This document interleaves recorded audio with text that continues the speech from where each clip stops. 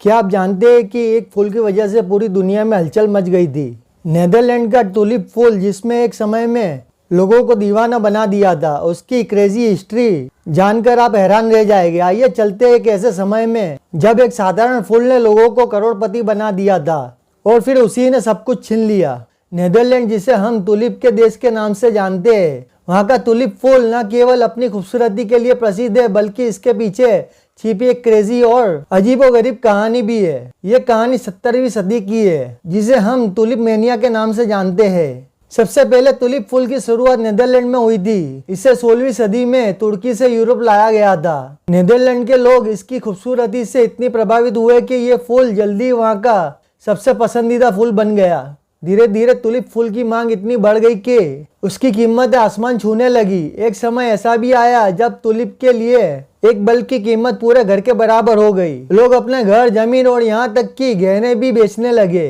ताकि ये टुलिप खरीद सके।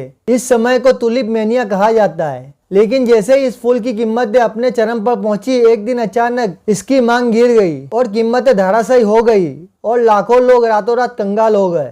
यह घटना इतिहास में सबसे बड़ी आर्थिक बुलबुलों में से एक मानी जाती है। इस तरह टुलिप फूल ने न केवल नेदरलैंड की संस्कृति में अपनी जगह बनाई बल्कि एक ऐसा इतिहास भी रच दिया जिसे आज भी लोग याद करते हैं। तो दोस्तों, ये थी टुलिप की क्रेजी और अनोखी कहानी। उम्मीद है आपको ये वीडियो पसंद आया होगा।